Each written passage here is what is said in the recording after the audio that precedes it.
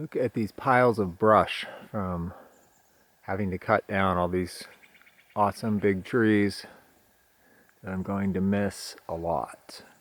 Those trees provide a lot of shade. They moderate the climate right here in this area, or did rather.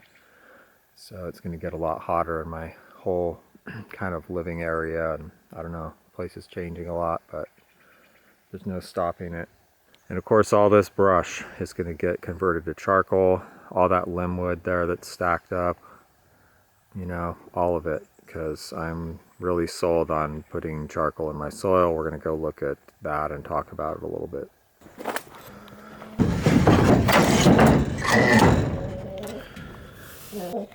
Where are those chickens? There they are. Time to get up. Rise and shine. They're not so sure it's time to get up.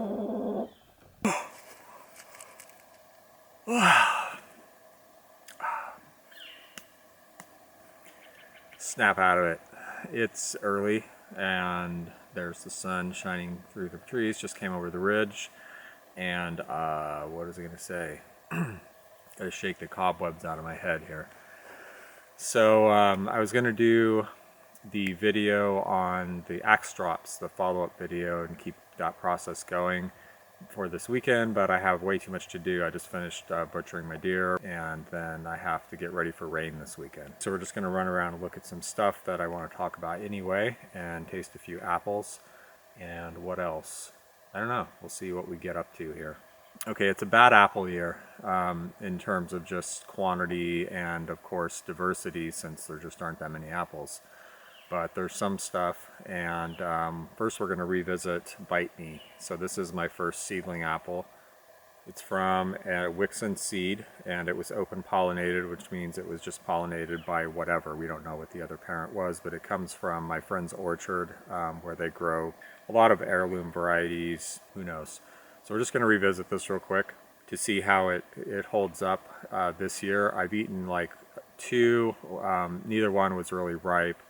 And I also had my friend was here, and I like had her taste it, and I didn't tell her what it was, right? Because I didn't want to prejudice her. And she said, this is the most boring apple I've ever eaten. and then she was like, what was really interesting is she was like, there's nothing wrong with it at all. Like, there's absolutely nothing wrong with it. It's just really boring.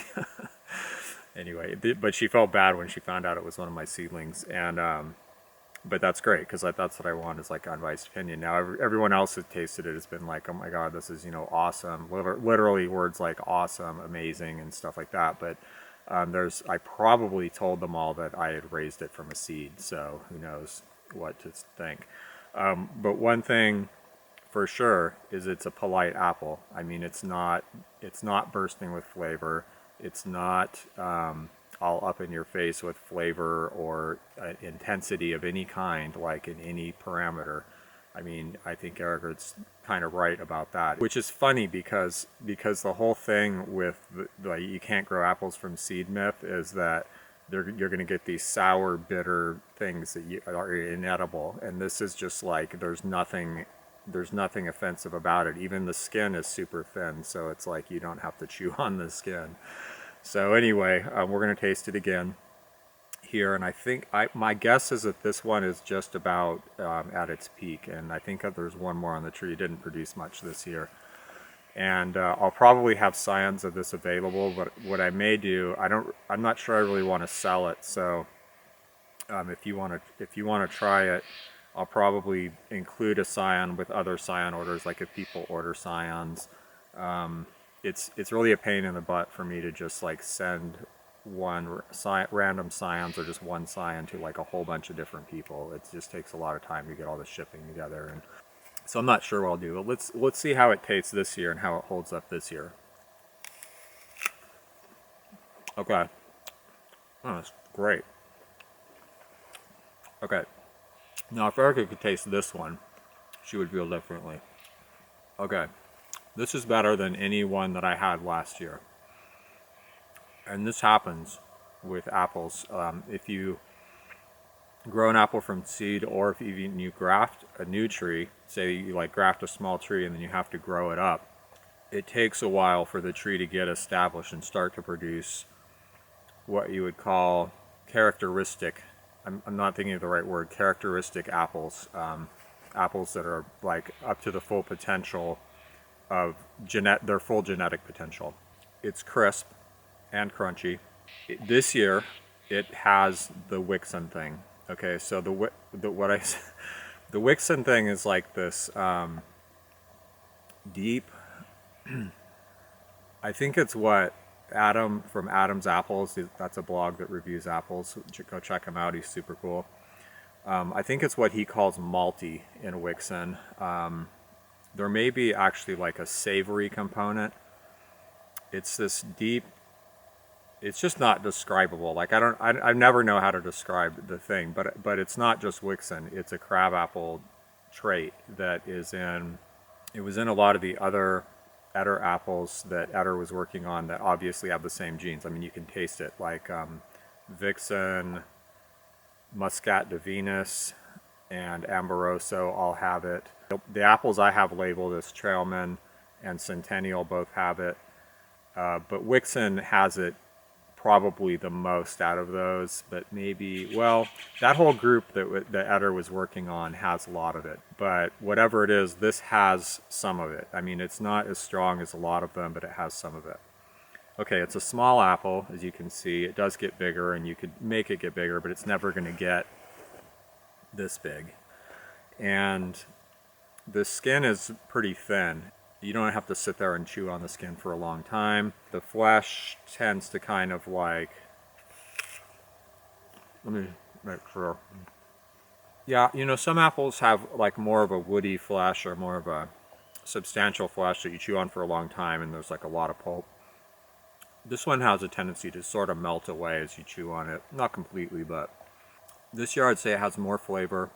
It has more Wicksonness, and damn, it looks great. It takes a high polish. So now I'm like pretty much, yeah, this is worthy of trial by other people.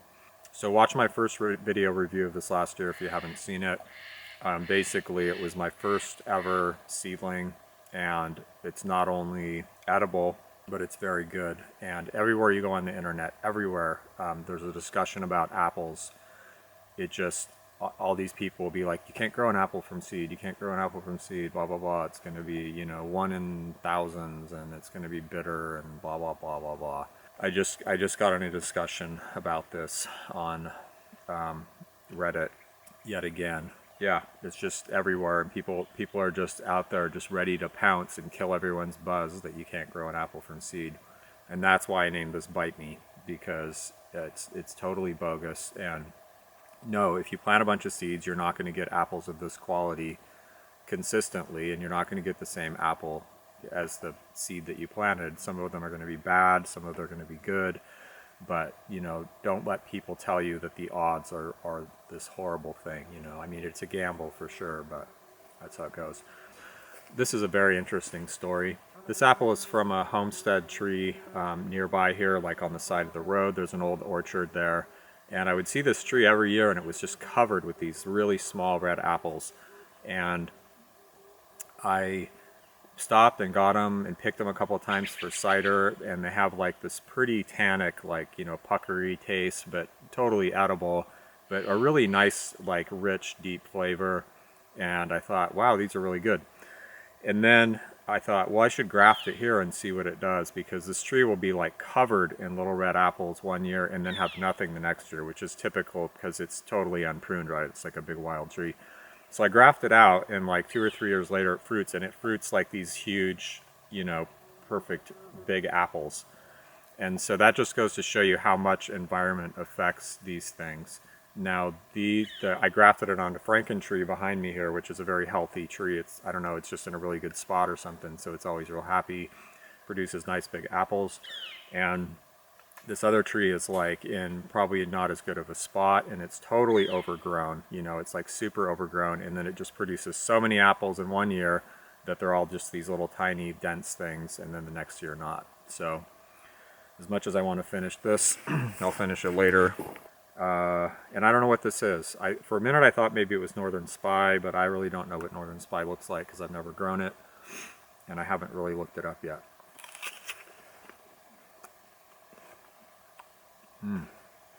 Now this apple has a lot of flavor. This has like fruit candy flavors, which is one of my favorite.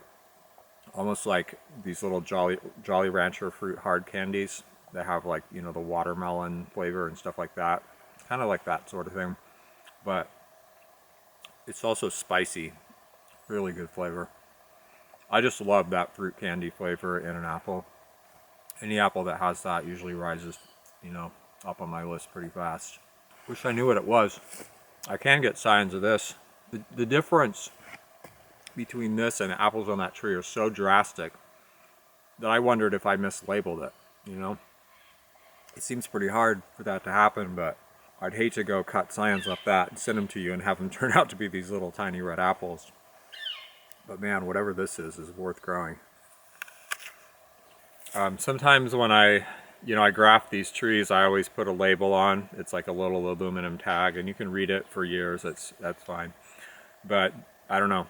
The tags just disappear sometimes. This is another unlabeled apple that I'm not sure what that is. My battery died there, so I had to reboot. Okay, so this apple, it definitely doesn't have the intense flavor that other big apple has. The flesh is what I'm talking about, where it just kind of melts away and disappears in your mouth. It's got this real open, I really like that. There's a lot of apples I like that have that, and this is one of them, whatever it is. But, you know, in terms of flavor character, it's kind of in that Honey Crisp group where it's got lots of texture, plenty of sugar, it's juicy, it's easy to eat, but flavor-wise there's nothing super exciting about it. That's okay. I mean, I can eat piles of apples like this, actually. I used to be more snobby about that and want these like intense, and we're going to taste one of these super intense, like heavy apples in a minute here, because I was just being a snob, you know. But really, these are, you know, if I have a pile, any three of these apples, if I had like a big pile in the fridge and a big pile of like super intense, you know, apples that like really demand your attention and are maybe like hard, I'd probably eat more of these like light, easy eating apples, just like, you know, by the handful. So anyway, that's kind of the group this falls in. People like Honeycrisp would probably love this. Very nice to eat, very easy to eat. All three of these apples are great. Let's grab one of these guys here. This apple is called Suntan. All around here would be better off called Sunburn. And almost all of these are overripe and soft now. This one looks good. It's the one we're going to pick.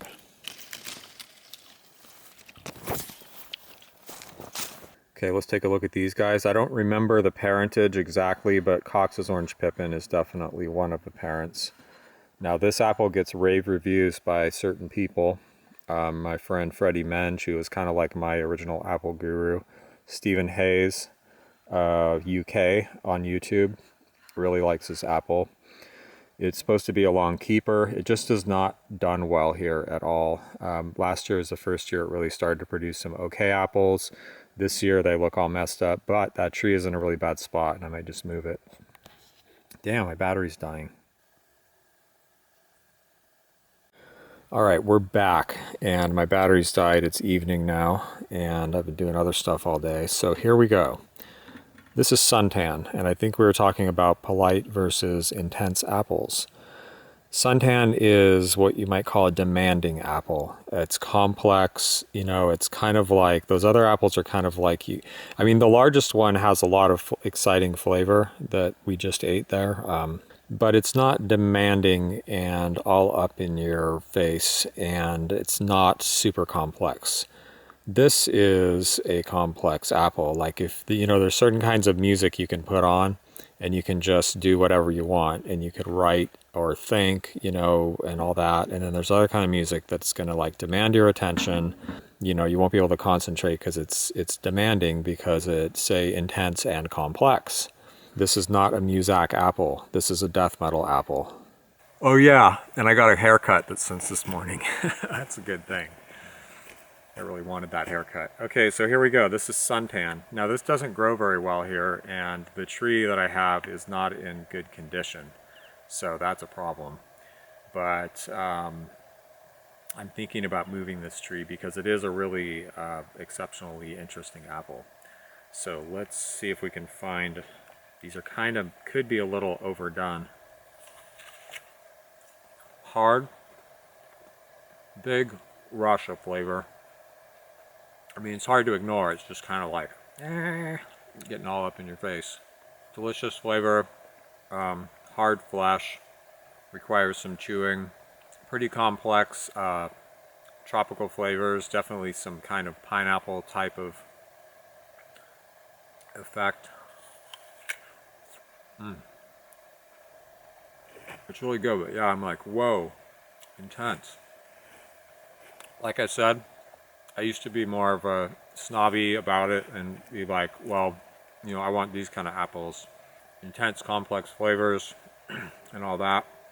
But now, I mean, it's like if you're a cheese snob and you just wanted all these like fancy, super aged cheeses or something like that. And then one day you realize like sometimes you just want a piece of Munster. That doesn't mean you don't like, you know, your stinky cheese.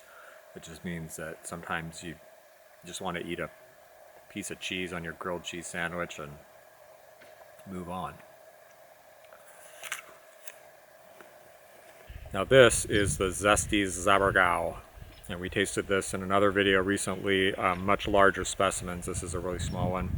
It's definitely riper and better now. It's an acidic apple, not bursting with complex flavor, but it has nice flavor. And I like it. It's a really good apple. It's definitely not going to like rise into the top 10 list or anything like that, but it seems like a good apple to have around, I guess. It's much sweeter than it was a couple weeks ago. I'm definitely going to finish eating that. I don't remember what this is. Oh, this is vanilla Pippin. Vanilla Pippin. Sounds exciting, right? People really want this. I've sent out tons of scions for it. Anytime it's on my scion list, everyone wants it. And I was the same way. I don't really think it's great though. It's curious. It has like a really mild, low acid candy flavor, cotton candy or something like that. Very low acid, very sweet, and with maybe like a little bit of aromatic flavor along the lines of vanilla, although I don't know if I would say it was vanilla. But I see why someone would call it vanilla Pippin. It's amusing. Kind of. But bottom line, I'm not going to finish eating it. Well, that's pretty much it for apples this year, unfortunately. It's a pretty bad apple year, and yeah, I won't even have that many to eat. As they're ripening, the birds are picking them off pretty fast, so that's a problem. I won't have any to make apple butter unless I can find a source outside of here. Yeah, that's because I'm always experimenting. You know, I don't grow apples, I experiment with apples, so therefore, instead of finding a few good things and planting them, and just making a bunch of apples, I have to plant like 250 different kinds of apples and a bunch of seedlings, and I put all my energy there, so I don't really actually have the apples to eat that I would like. But yo mama. But when I do plant a bunch of if I do want to plant like another tree or something, or work a tree over, boy do I know what to plant, and that is really valuable information. And I can now offer that information to other people. I mean, if you live in Minnesota or Los Angeles or whatever, it may only be so applicable, but at least I can give you places to start, exploring. But for people who live around here, yeah, the information I'm coming up with is very valuable. So yeah, I just gotta figure out a way to get that information together and get it out to people. So, what else? Let's talk about biochar for a minute, and then I'm gonna sign off because I got a lot of stuff to do. All right, I know I've already talked about my biochar beds this year and how well they're doing, but I just want to reiterate how much better they're doing than all of the rest of the garden. it seems like now those beds, like the soil has what's called heart, like it has staying power, you know. For the amount of stuff I put on it, it just does a lot. Like these plants just have this real, you know, lush green look to them. So this, I started getting something called late blight a few years back. And every year I've had it, like every tomato has succumbed. And by this time of year is producing basically no new fruit.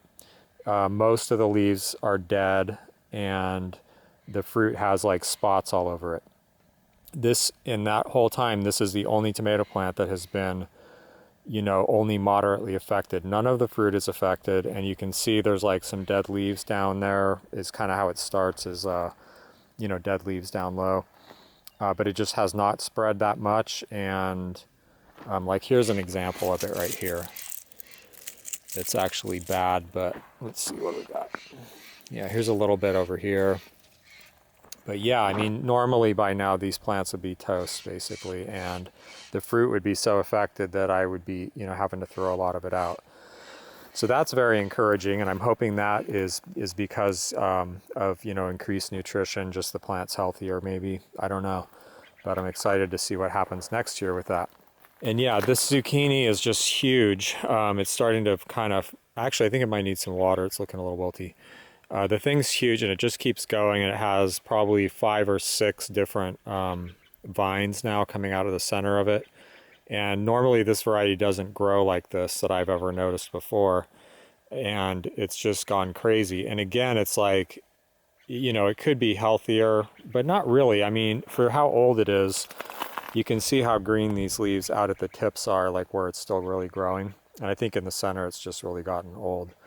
And again, for the amount of fertilizer I've put on it, which is very, very little, it has just really kicked butt. And it's just been, you know, aside from a few pollination problems, it's just been producing, like each one of these ends of these vines has been producing zucchinis pretty steadily through the entire summer. And again, let's take a look at our leek bed. This is the no charcoal on this end. And then we're going into 5% charcoal here and 10% charcoal down there. Yeah? Yeah? Oh my God.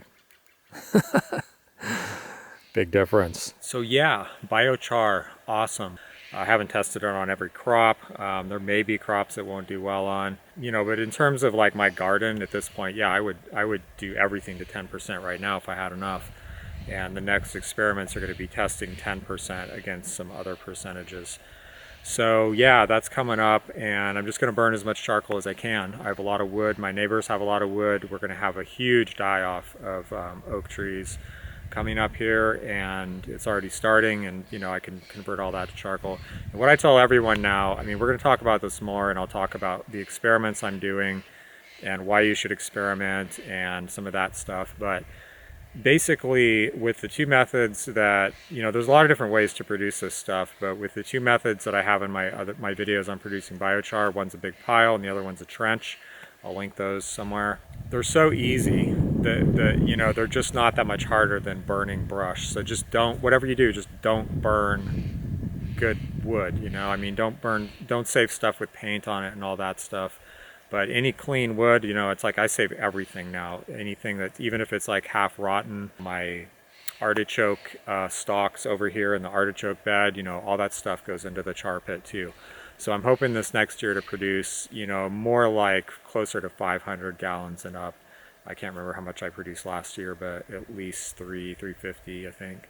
You know, that is just one of the most exciting things that's happened in my garden for a long time, because it's just making, you know, I mean, there's a lot of things that could be different under different circumstances. Like if I took really super tight care of my garden, if I had it on automatic water, so it got water regularly, and I was really consistent with watering, the charcoal may not make as much difference. I don't really know until I, you know, test that out. But for gardening under my conditions, it's making a huge difference. You know, these beds are just so much more productive that it's ridiculous, and that's great. That is just so great overall, all around great. But the two things I would say right now about biochar, you know, definitely try it. Don't throw away any clean wood. Turn it all into charcoal. Check out my videos on just how easy that is. Once you char it, it keeps forever, so you can, even if you're not using it right away, you can stockpile it. Don't just sprinkle it around.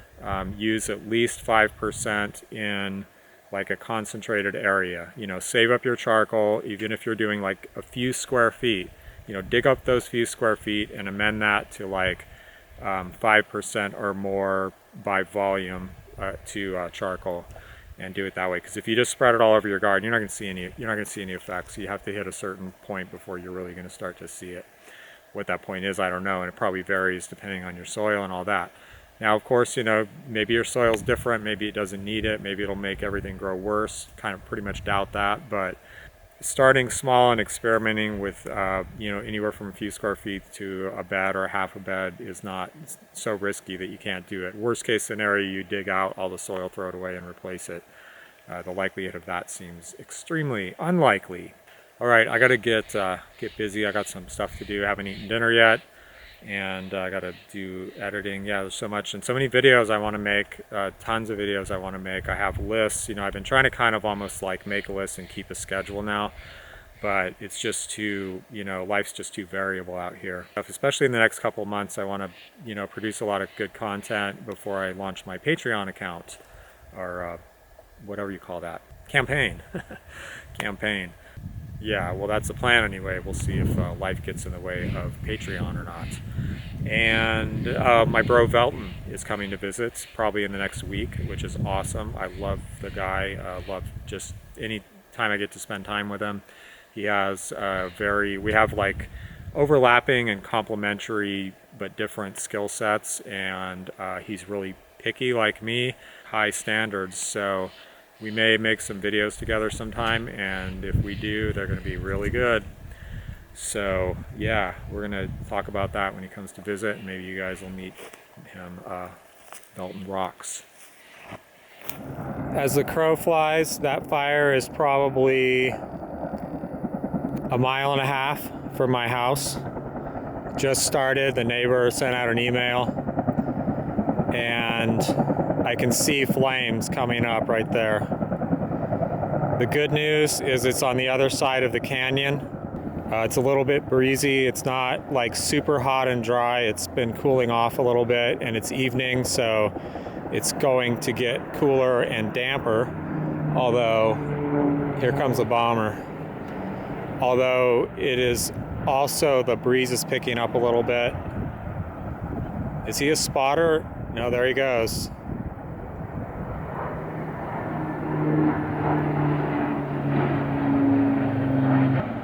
And you know, I was thinking we're gonna make it through the fire season, but this appears to be getting bigger. So my game plan basically is I have all kinds of fire hazards around because I've been cleaning up garbage, and I have a huge dump run to do, and it's all basically piled like right behind my dwelling. So I kind of have to deal with that, but I'm also going to pull up the truck and just start throwing valuables in there, because they may come out here and just say, you're out of here, you know, and kick me out, especially if this goes after dark. We have a fire base very close, like in town. As the crow flies, it's only like 8 miles away. So those guys are, you know, going to be jamming back and forth here, dropping fire retardant and water.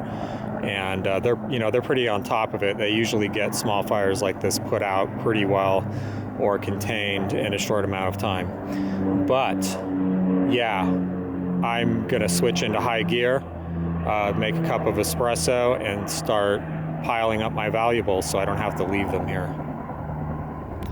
Not what I was planning to do. I was actually finishing editing and uploading a new video for tomorrow. I don't know if you can see, but what he did is he dropped fire retardant on the uphill side of the fire. So as the fire was traveling uphill, it would just hit that fire retardant and stop. And it looks like it worked. Here comes another bomber. Damn, look at that guy. What a hot shot, huh? So very likely that fire started at someone's house, because there ain't no other way for a fire to start out here except for a person. No lightning. That's just about the only way.